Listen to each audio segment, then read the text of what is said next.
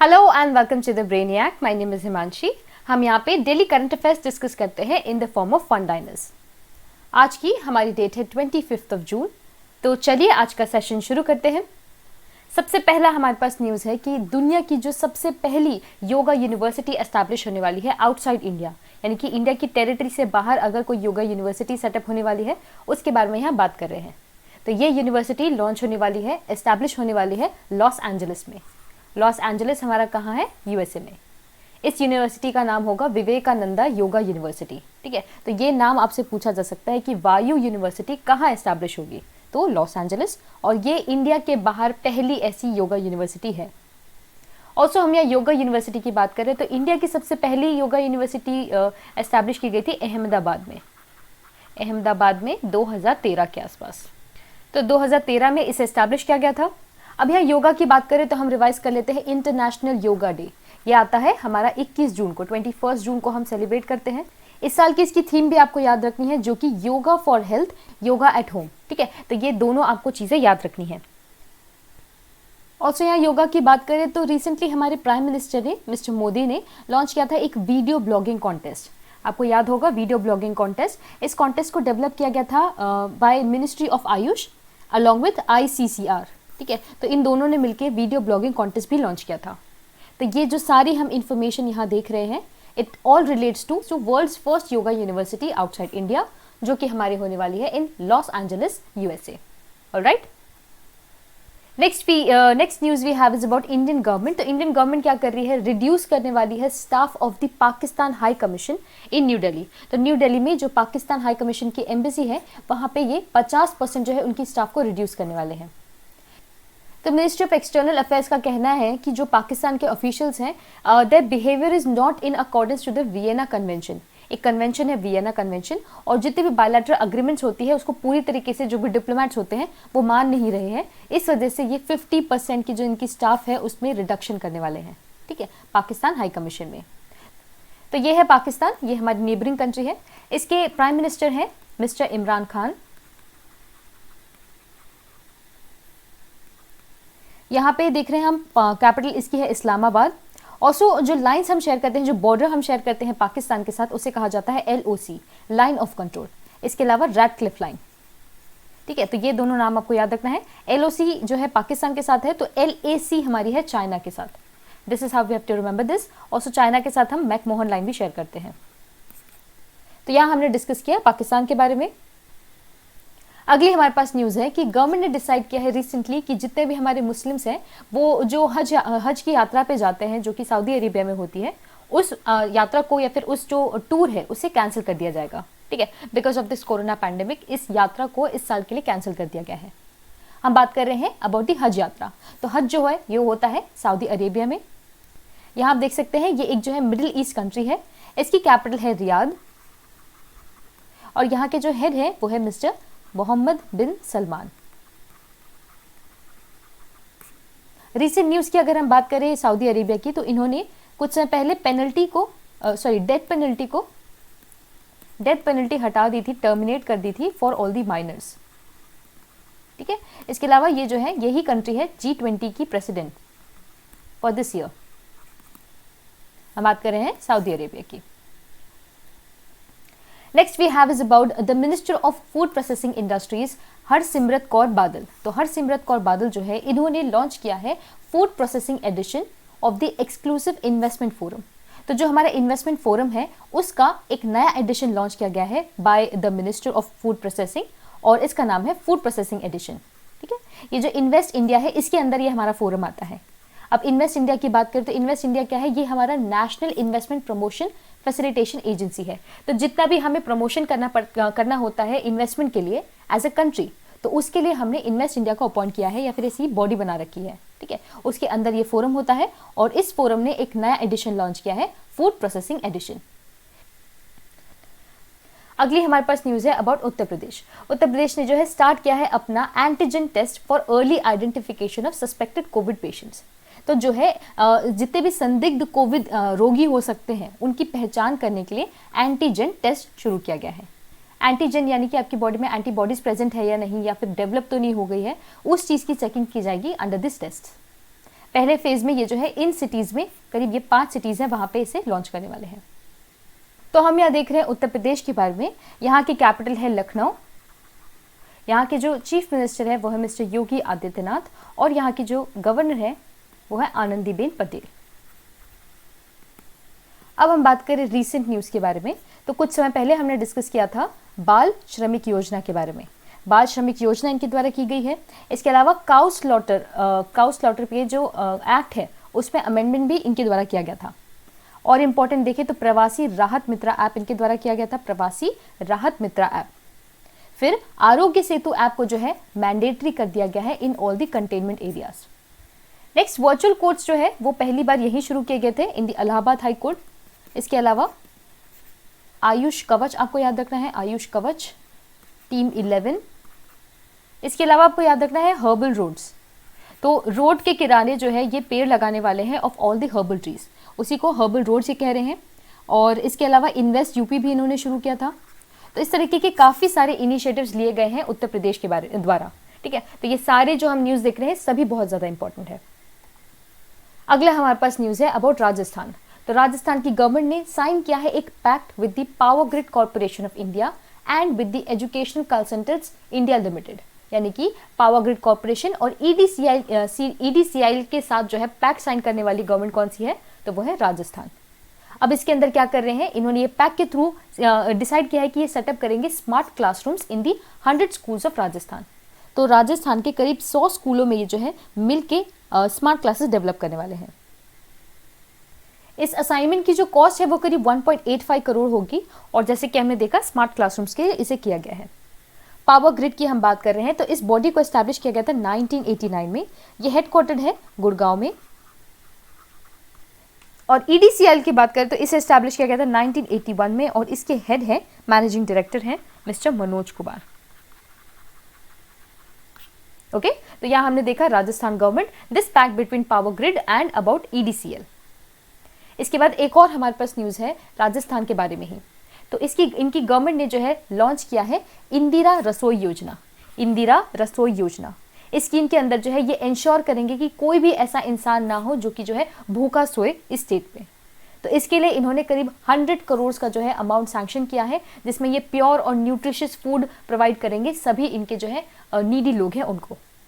तो इसी तरीके के जो फूड रिलेटेड इनिशिएटिव्स है ऐसे 2 हमें याद रखने हैं। और एक है मोदी किचन जो कि किया गया है बाय तमिलनाडु गवर्नमेंट, और फिर इसके अलावा दीदी किचन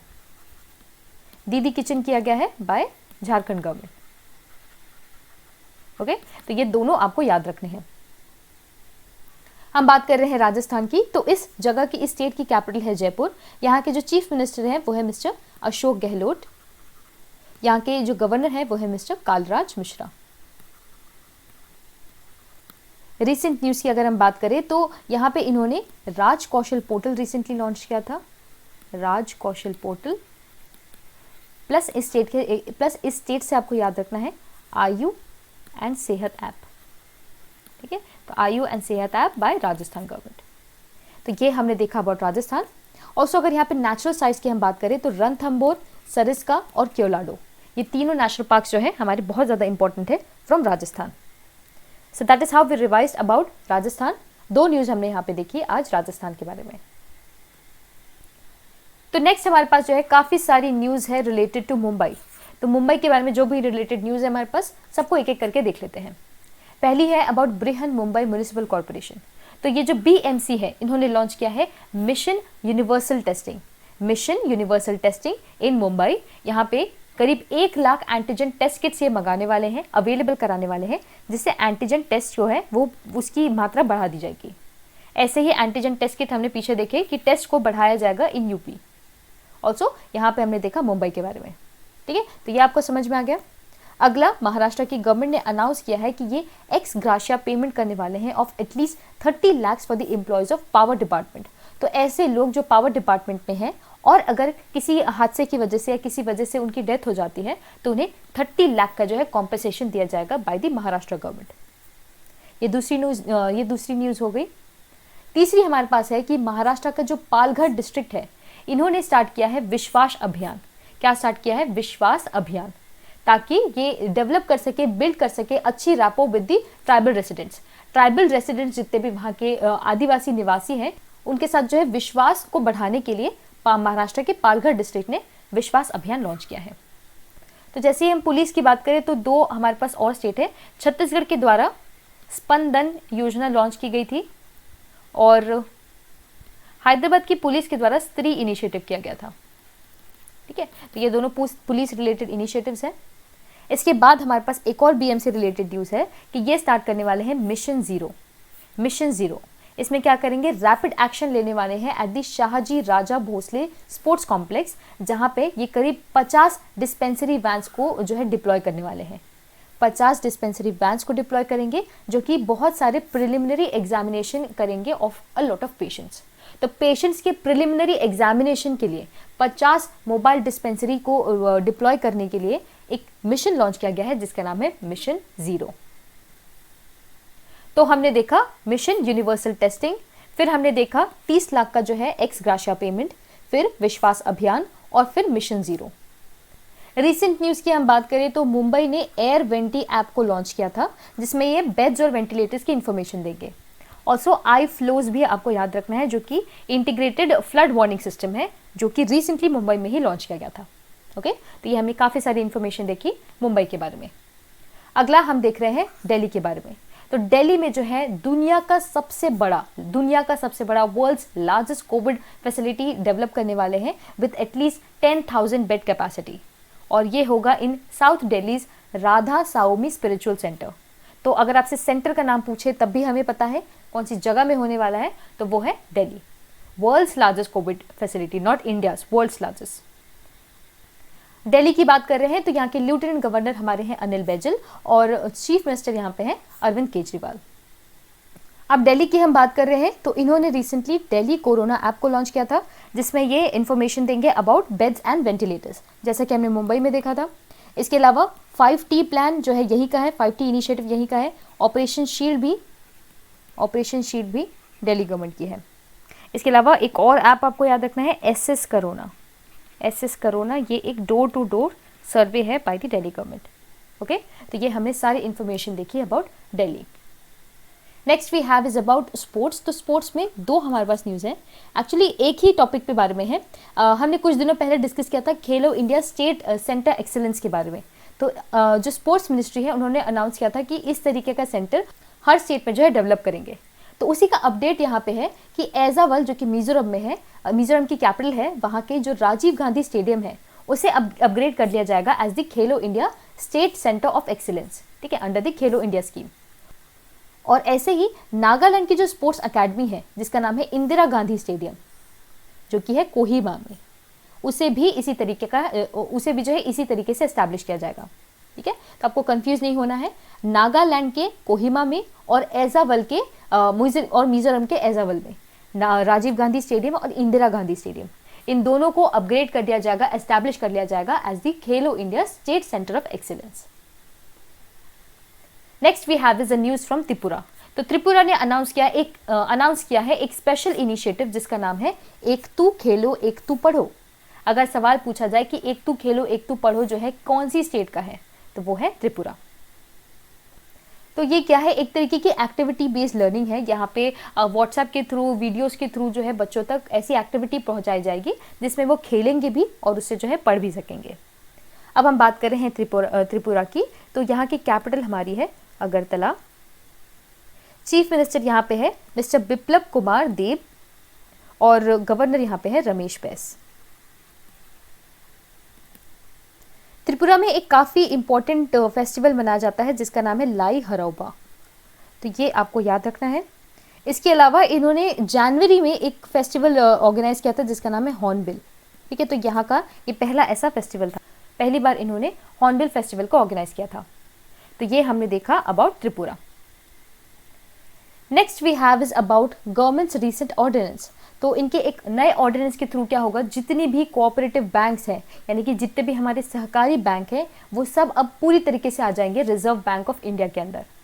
ठीक है, देखिए ऐसा होता है कि आरबीआई के अंडर वो बैंक्स आते हैं जो कि शेड्यूल्ड होते हैं, शेड्यूल्ड बैंक्स ही आरबीआई के अंदर आते हैं।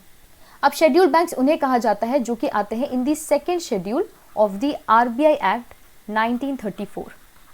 Very very important line this is. Schedule bank उन्हें कहा जाता है जो कि आरबीआई एक्ट के सेकेंड शेड्यूल में आती हैं। ठीक है, तो शेड्यूल बैंक्स में आप देखेंगे इस तरीके से बना होता है। वहाँ पे आप देखेंगे कोऑपरेटिव बैंक्स अलग तरीके से, और यहाँ पे आप देखेंगे कमर्शियल, आपके प्राइवेट बैंक्स, फॉरेन बैंक्स, वो सब इसमें आ जाते हैं। तो कोऑपरेटिव बैंक्स भी कुछ होते हैं जो कि आरबीआई के अंडर आते हैं, पर सारे नहीं आते। लेकिन अब क्योंकि ये ऑर्डिनेंस पास हो गया है, तो अब जितने भी हमारे सहकारी बैंक हैं वो पूरी तरीके से हमारे आ जाएंगे under the RBI supervision. Supervision का मतलब ये अब जो है सुपरवाइज किए जाएंगे under the RBI act 1934। RBI की हम बात कर रहे हैं तो इसके रीसेंट गवर्नर हैं हमारे शक्तिकांता दास। ये इसके जो है 25th गवर्नर है। ये सब फैक्ट्स आपको याद रखने हैं। ऑल्सो ये बॉडी हमारी मुंबई में हेडक्वार्टर है, जिसे एस्टैब्लिश किया गया था 1 अप्रैल 1935 को। This year is also very important. ठीक है, तो ये हमने देखा about RBI. Next we have is about IIT Bombay. तो आईआईटी बॉम्बे ने क्या है, डेवलप किया है एक बेनिफिशियरी चिप जिसका नाम है ध्रुव। अब ध्रुव क्या है, ये एक तरीके का चिप है जो कि यूटिलाइज हो सकता है सेलफोन्स में भी या फिर किसी भी गैजेट में। जब आप इसे सेलफोन या गैजेट में यूज करते हैं तो आपको किसी भी लोकेशन या फिर किसी भी रूट में जाने में हेल्प मिलेगी। आपको पता होगा नाविक के बारे में। नाविक क्या है, हमारा इंडिया का ही रीजनल नेविगेशन सिस्टम है। जैसे हम जीपीएस देखते हैं वैसे इंडिया ने खुद का नाविक सिस्टम जो है डेवलप किया हुआ है। ठीक है, तो ये जो नेविगेशन सैटेलाइट्स हैं उसको और ज़्यादा हेल्प प्रोवाइड की जाएगी बाय ध्रुवा।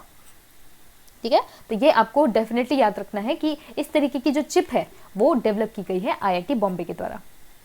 आईआईटी बॉम्बे की हम बात कर रहे हैं तो इन्होंने काफ़ी सारे डेवलपमेंट्स किए हैं, जैसे कि एक डिसइंफेक्शन टावर इन्होंने बनाया था। फिर क्वारंटाइन एक ऐप है, क्वारंटाइन ऐप, तो ये भी आईआईटी बॉम्बे।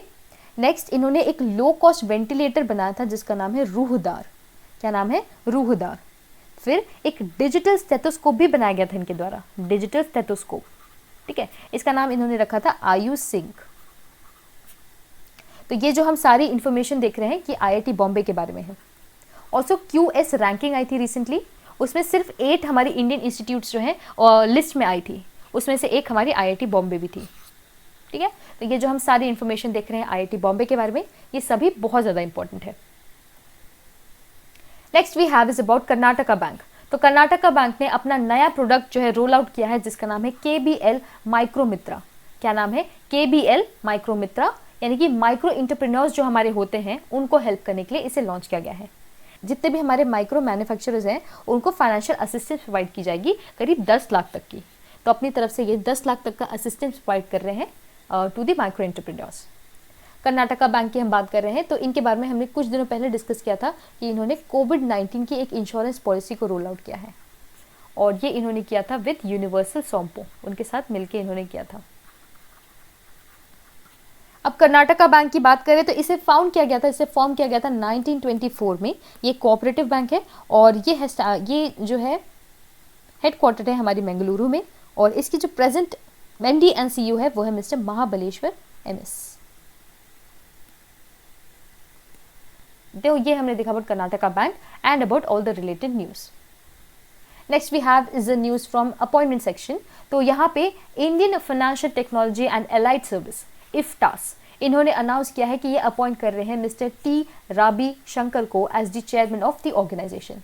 तो इफ्टास के जो नए चेयरमैन हैं वो है mister T Rabi Shankar. IFTAS क्या है, ये एक तरीके की fully owned wholly owned subsidiary है ऑफ आरबीआई।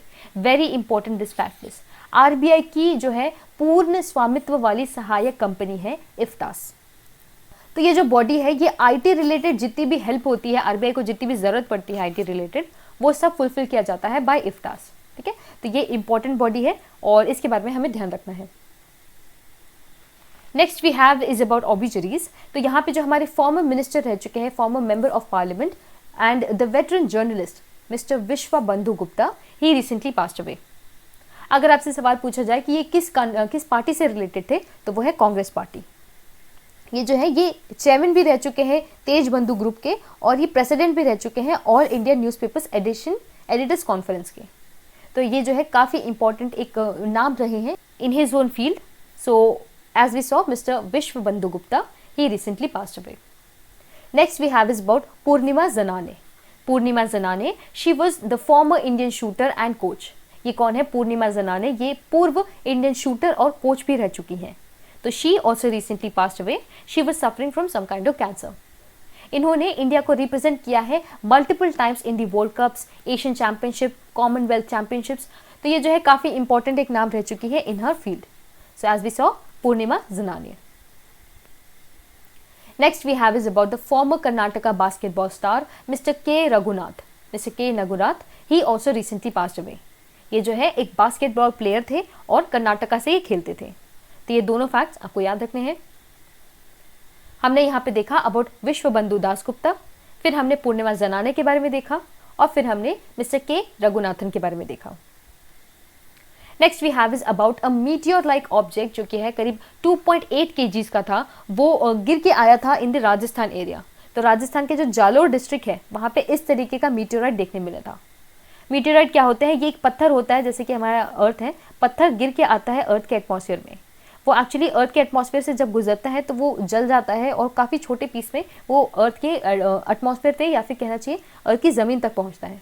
तो इसीलिए जो है यूजुअली मीटियोराइट्स काफ़ी छोटे साइज़ के होते हैं।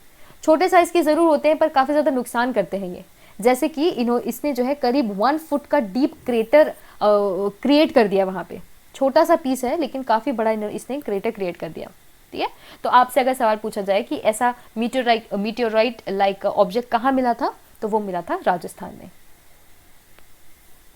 So the next and the last news for today we have is about USA. USA के जो प्रेसिडेंट है मिस्टर डोनाल्ड ट्रंप, इन्होंने नॉमिनेट किया है गीता पासी को as the diplomat of his country's ambassador to Ethiopia. Ethiopia की ये जो है नई एम्बेसडर है, इंडिया की एम्बेसडर नहीं है, यूएसए की एम्बेसडर है टू इथियोपिया।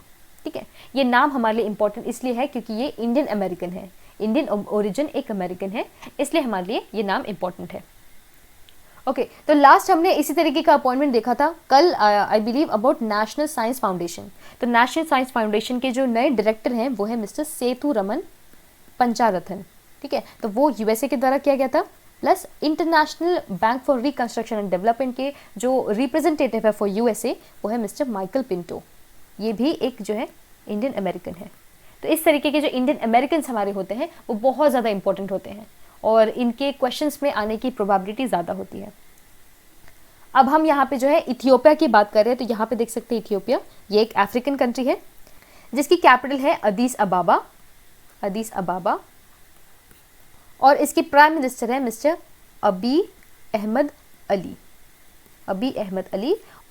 तो ये हमने देख लिया अबाउट इथियोपिया। इसी के साथ हमारा आज का सेशन यही खत्म होता है।